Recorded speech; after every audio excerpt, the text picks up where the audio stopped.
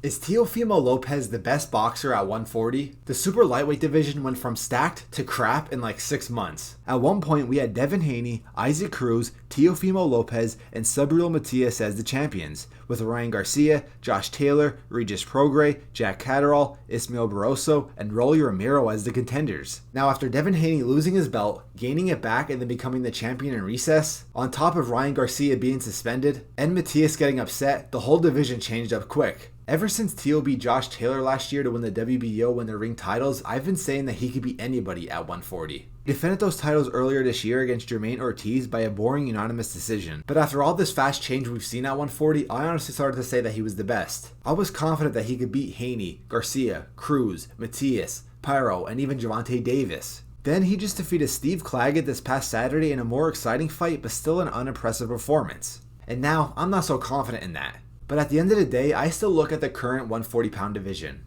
And it's really just Isaac Cruz who I think could beat Teofimo Lopez, and that's still 50-50. So technically, with Haney taking a break and Garcia being suspended, he sort of is the best at 140 off of his resume alone. Gervonta Davis poses the biggest threat, though he is the current lightweight champion. However, that is a fight that has been mentioned lately, and many think that after Teo's last performance compared to Tank, that Tank could beat Teo. And that may be true, but let me just mention something. If you look at Teo's career, he does better against better opponents. His first title shot in 2019 against Richard Kami, he had a great performance and knocked him out. In 2020, he faced pound for pound Vasily Lomachenko for the unified titles and outboxed and beat Loma.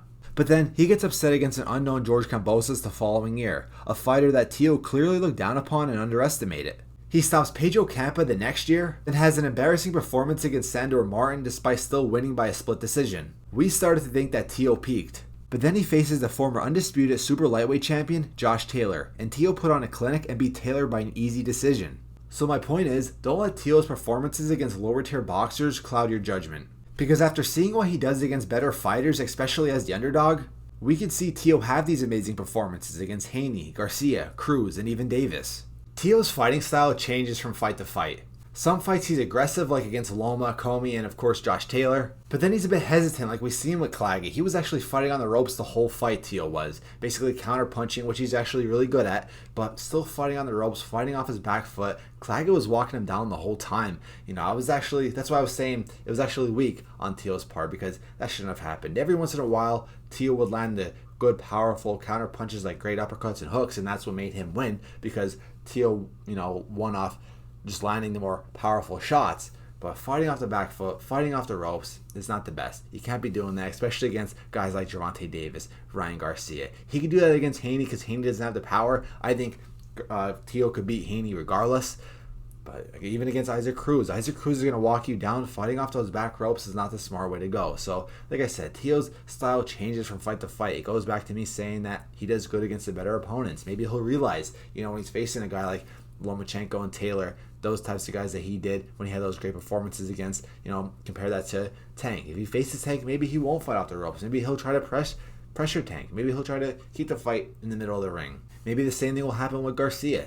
Same thing will happen with Haney and Cruz. If he does that, he can actually beat those guys. He has the power, he has the boxing skills, he has the footwork, he has the cardio. I was impressed with the Claggett performance because he was basically running around a lot, Teo was, fighting off his back foot, getting chased around, and he was fine. There was rounds where he wasn't even sitting down, he was just standing. He looked energized, so his cardio is definitely there. He's a very good entertainer.